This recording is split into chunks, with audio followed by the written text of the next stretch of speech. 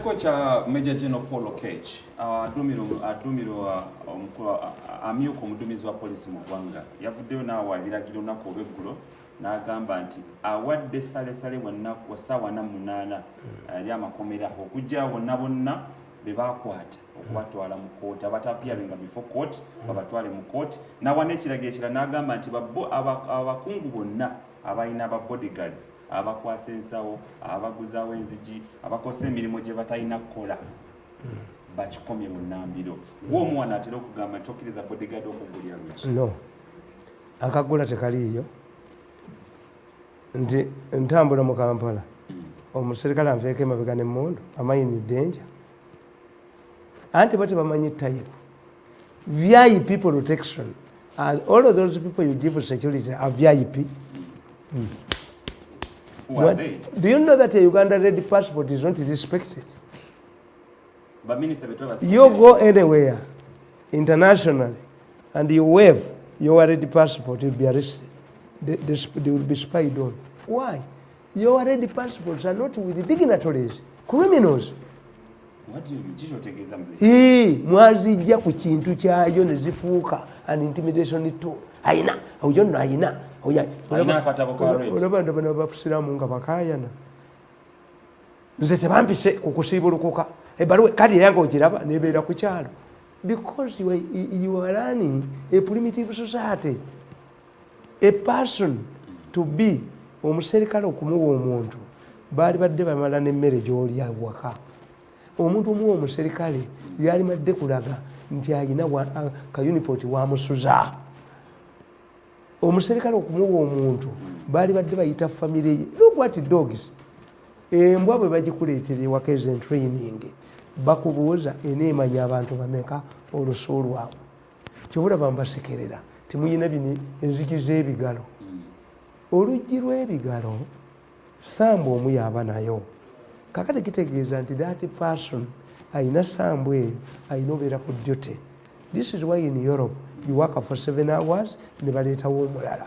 Kakati because ebigalo temuyina muntu asobola kubeerawo permanently buli mu staff ayina ekigalo kiggulawo. Is it a locked door? What is it? Is the way you analyze hey. Kubanga you see is mutunulya court. Court yagamba you are defamed before the well-thinking members of society. How does court define a well-thinking member of society? Era zirabaga nti wali asobola kuntwala mu court. I did media law. Tuyina emisango gya defamation egiri very important. Naye abalamuzi bamwe tebagimanyi. Nga bwe nabagamba gw'obukofiira. Many judges don't know it. Omusango gwa defamation ogwewunyisa ensi. Abaganda bagamba Ben Kiwanuka abamawulire abaleke these fools, these idiots. Batadde mu katabo kaabwe kali akawedde question and answer that they talked to me when they didn't. But if I grab any of you, you want to say Kiseka, did you talk to me? Single part of Bugasia. These people, in their last edition, they alleged assertively, question and answer. Did any idiot from this newspaper come to talk to me? No sanga TV and radio, in media law, whoever helps to spread that information is reliable. Natunda mawuli is reliable. You're not very involved. Ne chidira ebibadde eno ne kibiteeka eno. Tebamanyi. Kakati omusango gwa defamation. Abaganda abamawulire babuuza Ben Kiwanuka Kabaka yekka. You are now chief minister. You were Muganda. Who will be going to the other? The Kabaka or you? Ben Kiwanuka being a lawyer said, on matters of tradition, I will go to Mengo because I'm a Muganda. On matters of national matters, the Kabaka must come to Entebbe because I'm a chief minister. The same statement was made by Museveni. Amusabagabe wabagabe ba Buganda. Yes, lwaki tekyaleeta problem. Kakati Obote n'agenda mu Northern Uganda n'abagamba temulonda Ben Kiwanuka. Ben Kiwanuka tasana mu kabaka w'ekitiibwa. Ben Kiwanuka went to court. The Chief Justice then was a Nigerian called Saudo Udoma. Saudo Udoma told Kiwanuka, you were defamed before the well-thinking members of society. I want you to bring me 10 people who don't know that a chief minister is more powerful than the Kabaka of Uganda. Bamubula. Natali. Siba walala. It was a defamation to illiteracy in Uganda, to additionalists, radicals. It was not a defamation before the well-thinking members of society. Kiwanuka was lost in the case. And you must show a loss. Omusajja ono bwe yanjogerako I lost this. Before we ne mu kirabu ya Rotary bangobyemu. Abalamuzi tebakimanyi. Tebamanyi defamation oyo omukazi manyiri bisabe. Ate tamanyiddeko ddala. Kaakati nkubuulire. Twalayo defamation case Elizabeth Musoke tamanyi. Tamanyi defamation. Most of your judges don't understand defamation. Kaakati kiri kye bajjawo bote yakireeta nti ne bw'oloota obuloosi ng'oli president wa Uganda you report to the police oba twakiyitanga tutya nti yes era to escape twakugambanga abeetoolodde Museveni abamwetoolodde nga if you mention the president himself that is responsible tulina bwe twali tukiyita. Another interesting defamation case yali Abu Mayanja against munno. Abu Mayanja yagenda ku mawuleti n'agamba abasiraamu abavubuka abato mbakunga muwasa ababiikira. Ababiikira abakatoliki ne bamulumba. Agamba ate okuwasa ababiikira kubanga ababiikira be basisita. Bikira Maria tebakitegeera gye kyava. Bikira kigambo kya Luwarabu kitegeeza virgin. Abamayanja tuuku muno tu kooti. Sinnabagambako nti nkunze abasiraamu bawase bannaanisi mumbayita babiikira from the Virgin Mary. The word bikira in Arab means a virgin. I was encouraging Muslim youth to marry virgin girls. Munno is the case. The Catholic Church contributed 40,000 emitwalo ena to compensate Abu Mayanja. Nazimbamu n'ennyumba ye yerungujja. So, kakati why am I explaining this? These are VIP protectors. Do you deploy them to VIPs? Kati mu Uganda muno. We need to define the VIPs. Mu Uganda muno mulimu ofisa w'amagye saagala nyiigire naye bamuyita Afende Kaveera. Mwewe tewapamwa. Bamuyita Afende Kaveera. Yes, kakati mwe first define who is a VIP. Nti kakati osanga omukazi nga Bwanga mumumanyi Bwanga tayimirira ku bitaala. Bwanga busajja bwattu obw'emmundu ne buvaamu nga bumugoba n'olaba kulannama omusamize ayina abaserikale pick up ng'otwalayo mwana waani ate jjajja mundu akuuma atya jjajja mayembe. Tradition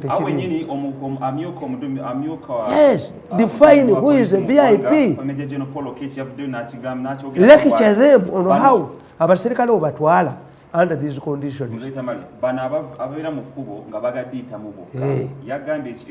Only accorded to president, vice president, the ambulance. The right of way erikwani ku president n'ambulance ne fire. Kakati banna Uganda kyenkugambye. We are busy eroding the importance and the status of our institutions. Omanyi lwaki bannayuganda tebaviira ambulances? Right. Bazipangisamu abasaabaze. Ogenda Ntebe nti giyingiremu. Bazihayalinga. Nze mbabuuza abatakisi mikwano gyange. Lwaki temuviira fire? In Uganda, a fire vehicle emala kuvujjamu baserikale to clear the road. Why? Baba batwala mazzi. There is no fire. Kakati institution zonna ready passport mwajitta koti maaso mugisse VIP protection mugisse. What are you remaining with? Wewa awono wenjagala tuyongereo n'emboozi endala yakoza amawulire weekend oba week ewedde. Emboozi eriwo ennaku zino nga tunaba kutuuka kweje musinga okubanga mwetaaga okuwulira eya petition tujja gitukako maaso. Awo ne katono nnyo katuseke tujjewo ne kino ekya parliament oba ekyabaka parliament bakalonda Ministry of Finance eri mu kunoonya ssente ziri wakati wa 165 billions nga ssente zino nno zatulya baka mmotoka. Tujjukira nti ne Parliament ewedde Parliament ye-10 emboozi emu yaliwo era ssente zaamala ne ziyisibwa omubaka wa Parliament baweebwa miliyoni 10 ze bakozesa okugula emmotoka. Ku luno abaka Parliament beeyongeddeko okuva mu 448 ku 527 era nga ku luno budget ya Parliament esuubira n'okweyongera okuva ku 667 billions okweyongera ku 7 njogera ku billions. So eyo budget bagenda okukozesa mu kino ekisanja ekiddako. So ku luno mu zino ssente ezigenda okuba nga zitandikibwako ze billion 165 ezeggula emmotoka. Ekyebuuzibwa ezo ssente tunaazijjawa? Yo ababaka beetaagisibwa okuba n'ezo that kind of facilitation oba nedda? Mukukunavu njagala oyingirirewo. There are 3 issues which a simple brain cannot understand. One, is it entitled to them? Because yes, it is. The framers of the Constitution were many lawyers. And that's what I tell you, until we should rewrite the Constitution without the shadow of Obote, without nostalgia, thinking about the past. But when you read your Constitution, they looked at the presidency. The presidency caused us trouble. The president of Uganda has much powers, which is not.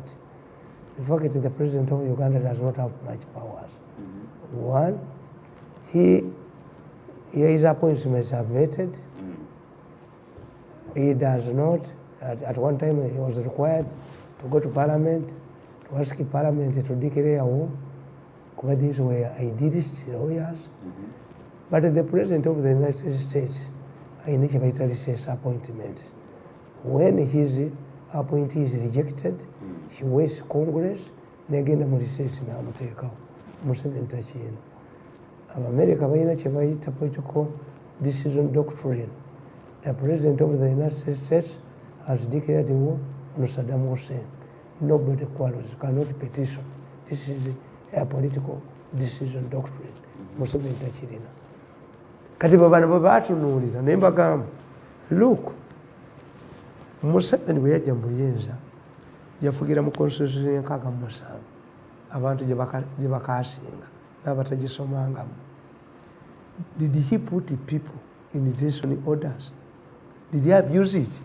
The same constitution gye mukaaba, which means is the personality, not the constitution. Personality? Yes. Contrary to what many Ugandans don't know, the 1962, the Constitution of 1962, the Constitution of 1966, the Constitution of 1967, the Constitution of 1995, they all contain excellent bills of rights. No Ugandans have been done this. Nobody should do this. A Ugandan should not remain in custody for over. A constitution remains a piece of paper and a will unless it is implemented. Have you ever seen a constitution going to CPS to release prisoners who have exceeded the constitution time limit to remain there and charged? Yes. Kakati bano baddira obwa president ne babunafuya. It's only because of Museveni's status. Anaddako nga talina status talina kyajja kukola. Constitution yemujjako powers zonna. Kakati today, Museveni cannot even pardon nti abasibe abali e Luzira. Abasibe abali e Luzira, the Attorney General must write to the OC in charge of prisons nti pardon ye, and the president tasobola kusonyiwa nga province guilty. President forgives you not to serve a sentence. Kati yena bwayimirira naga nti ababoda bonna batadde tebavaayo. Saamini. Only those that pleaded guilty tebavaayo. Saamini. Kakati bano ne bajja bagamba nti ababaka ba Parliament basala nnyo eddiiro ne baleeta etteeka ery'obutagula shoppinga. You can only grasshop in the last year. Parliament hands over to another parliament. Kati kambabuuli. be bawangudde mu parliament abakyagituulamu up to May be bakola byabaki? Where did they derive their powers? Abantu babajjemu obwesige. Can you stand and say that I'm representing the people of this area who voted you out? Of course. Until the time is over. Mpaka ngekisanja kiwedde. Anti kyenkubuulidde nti abo baakola as if everybody in the parliament will be coming back. Omusajja ono eyasaze eddiiro mu mwaka gw'ogusembayo n'ava mu FDC n'alaga mu NUP akyatudde ku saidi bwe bakubirayo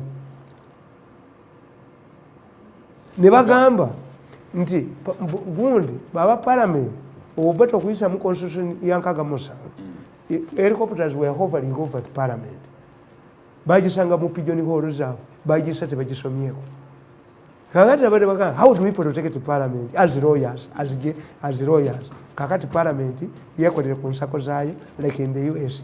Yes, in USA what type of VIP congressmen do you have there?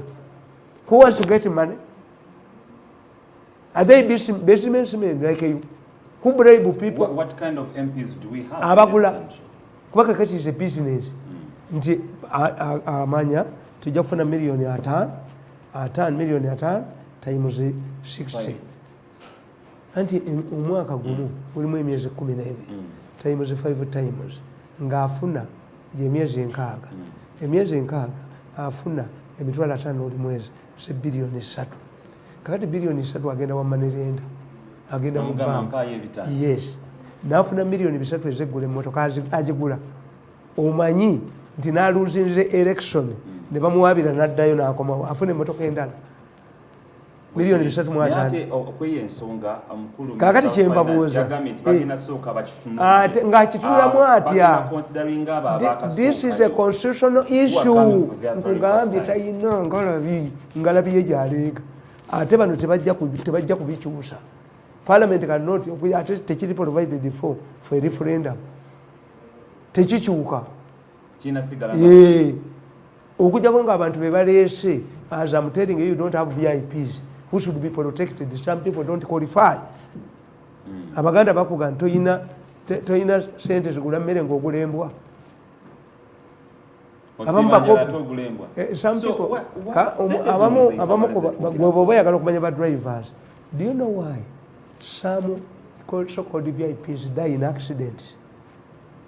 Kamiro ke kabatisa agenda up country driver ne bamuwa emitwalo gy'omusanvu padde n'azibba yagula ennyama ono amuvuga amaziga gakulukuta n'amusuza mu kiboys quarter kakube mu kkubo nga mukomawo badriver be babatta abo bemulaba baminisita bafiiridde mu bubeeyi. Do the drivers die? Kamiro is not a VIP. Kakati gamba nti that's one. It is their constitutional right to have the cars. And all other benefits. Two, but is it as a political scientist, I tell you, there is what we call a ward dividend. If you have 100 MPs, abatasobola kwekolera, who must rely on politics? Nga batuwa emirembe ne tukola ffe ebirala bawe.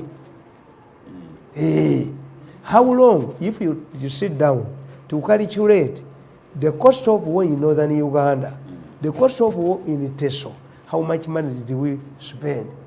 Tanka y'amagye enywa amafuta ga sente mmeka?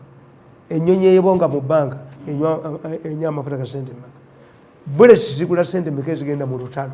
Kati ffe tukugamba mu political science if you can solve this issue by providing this is the essence mbawulye mu bwono mwagala federal. Federal is expensive. You have several layers of authority. Look at Tanzania, the Zanzibar government, the mainland government, the union government. It's mainly to insulate conflicts, barrier. Abatasobola okukola bali as long as nti abasobola okukola n'emitwe gyaffe batuwa peace. But I want to tell you, nti explain it to me.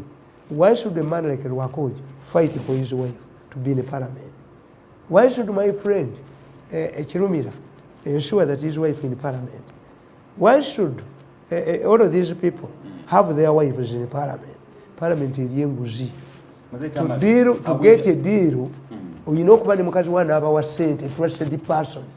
So it is business as usual. Nga bannayuganda ensi yattu Uganda n'abatuula ku dina table okulaningira ensi yattu Uganda. Do we know our priorities? Waba otunulira ssente spending last 2016 Sanja Parliamentary 10 spending 7.9 billion okugula emmotoka mpaka yafuna million 15. That's not the issue. Bana batutta abaana ne babattira ebweru baana 12 baana 5 baana bameka baavu. These are the wealthiest people in Uganda. Kamiro bantu kubakubani babadusa emisinde ne badduka bati oboge nyamwe machiwa maani. I cannot mention your names. You are killing me for nothing. Tusobola kuboogera.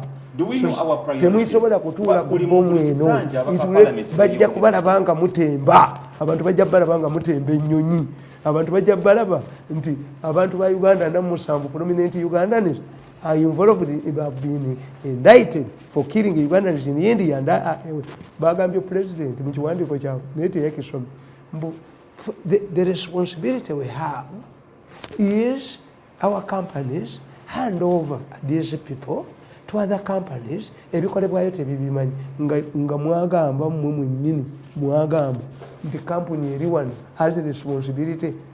Gundi bigirimana n'avayo gundi legalize nemugoba mu genda mukyala mukwaya nemugoba mu genda. You can see how powerful these people are.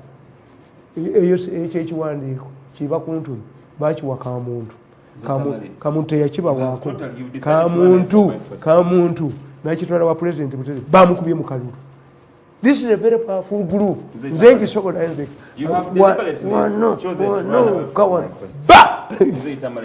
ojja omazeeko nze mbasobola wano nzekka bakubye ejogo bakubye ne mbatuusa kwa ICC dollars ejogo lyonna ndikubye ne ndibamalamu. Nkugambye wa wasting time anti nkugambye this is a constitutional right that the parliament determines its salaries. In America, Congress determines their salaries and allowances in relation to inflation. Kati kitegiri is a constitutional matter. Bagenze kulia is business. Era okumanya abasajja bo bagezi bakugamba this is sitting allowance. Bulinge yo wakabina and sit. It is not talking allowance. If it was talking allowance, many MPs would go back empty-handed because many of them spend 5 years without making their maiden speeches. It's sitting allowance. Come with your buttocks and sit. And you go with the 50,000. You address the issue, unlike you. Me, I look at the root cause. The framers of the Constitution gave Parliament without knowing these are not parliamentarians. They don't qualify to be parliamentarians. They don't have. This is business, and you will kill yourself. You go and study India. In India, after election, 40% of the candidates die. They are assassinated. Why? But why is life and death? Oh, you go to India after an election. Most of the MPs fight murder cases, but opponents because abasajja abazungu baabuuza nti mutunuulire bannakenya badduka nnyo n'abaethiopia ne bakuwakola research ne bakwata abazungu ne babatwala mu areas ezo ne balya emmere y'emu ne babaga nti mmwe nga temudduka nga bali baprofesa ba psychology abatali bemakerere ne babagamba nti these people are running away from poverty. The only way of getting money, graduating from poverty, is learning. This is what bakimanyi ti bwodduka emisinde ofuna sente n'ogaggawala. They are running away from poverty. So the parliament you have is not a representative parliament. These are not a legislative assembly. A legislative assembly sticks itself to legislating a law. This one no butalebuleeta, which is good. Kadaga has popularized parliament. Nti UN ina combat, UN ina ICC to be ferreted by an ordinary ICC comes kati bano abajozi banani yali bakutteko. Abajozi nsaba gifukidde ne bagiriya ku mutwe ani yali badde abakwatako. ICC ebbanga eriwanuddeyo So if parliament efuuse LC one council nga buli kimu ekikolako okufuna tenda bakulwanyisa bagikujjako okukola ki bakulwanya okudifendinga covid bajja kulya ssente auditor general mbwa naye talina kyakola yagamba nabba ettaka nalikomendinga mubirundi yabba ettaka akabukedde nekakula. Nze Tamale olabiko gavumenti ez'enjawulo bw'otunuulira gavumenti eriko sawa zino n'engeri gye tutambula osobola tukubira ekifaananyi bwe tulaga mu myaka 10 tugenda kubeera wa. Amin did not have democracy, was in power for 9 years. You saw the repercussions. We have an expensive political structure. You have seen. We are just what I'm talking about, the methodology of arresting people, taking civilians to court martial.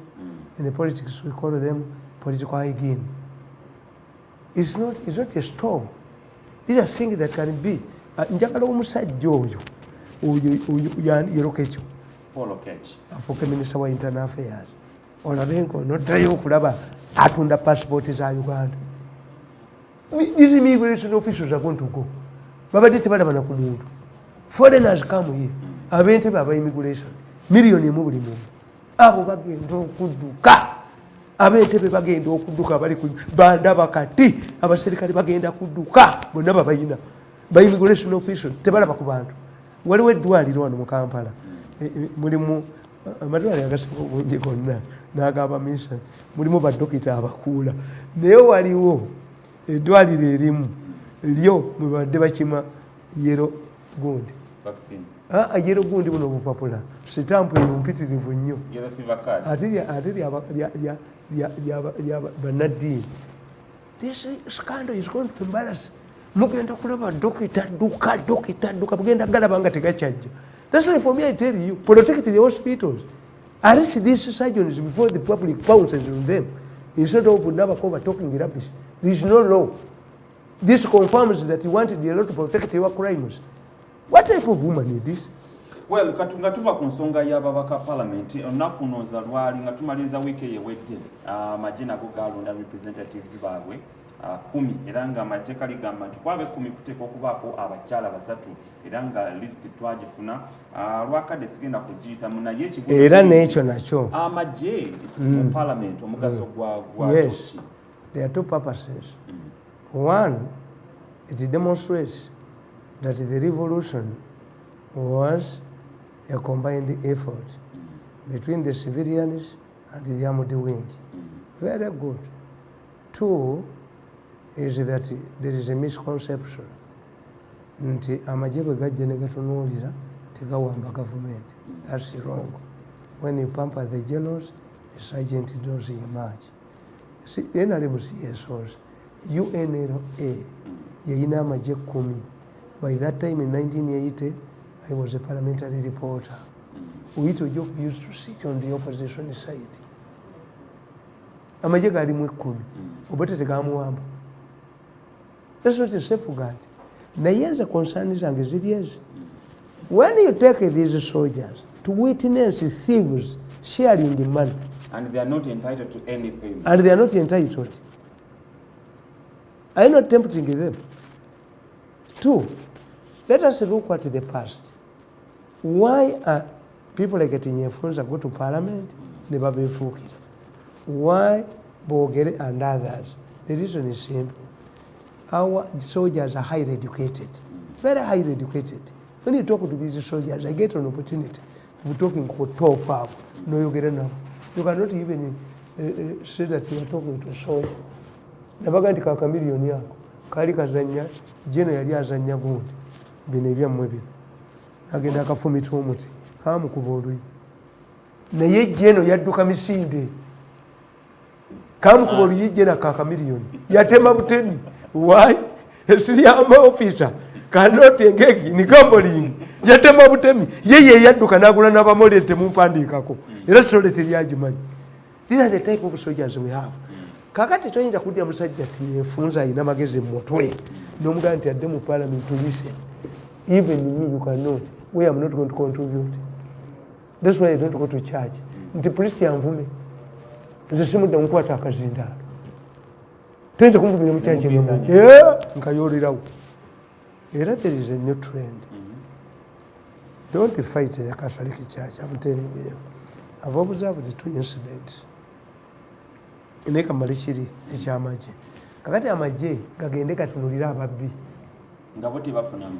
Abamaje bafuna emmotoka. Zino miliyoni za 3.5 zemugenda okuwa bano. Nga teri mwabo abafuna emmotoka eze3.5 Sereko yagigula ne Bobi Wine. Bagula za miliyoni 2. Are you telling the soldiers to go and witness this? Yes, on the president. You see, Nkwatirako, the Baganda saying Nkwatirako tebufoka Bumbowa. Bumbowa is a god. But if you say Mr. Mirundi, Nkwatirako Simuyang, I'm not your Mumbowa. So you must keep this in mind. The what are you telling them? To go and witness thieves sharing their route. What would be their role? It is very embarrassing. That's why I cannot accept it. Dombo, Chiwanda, Tamale Mirundi, Banuza Kachikoka publicity. Debate once one. Why don't you give me my budget? So that we don't want to I'm more senior. Kakatebeza, a general, I'm a commander, Alimo Parliament. Ngoganti, chairman of the defense committee, civilian. Atamina Bagulamu. It's more clear.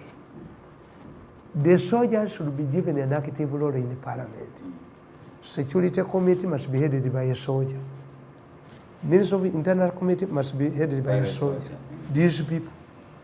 And these are listening points. They are Ugandans. They are partisan. No, corruption is not partisan. A soldier should be allowed to say. A soldier should be allowed to say, you people, this is because the soldier pays. Kale, Gundi, and Pretoria Choge. The soldier is more important.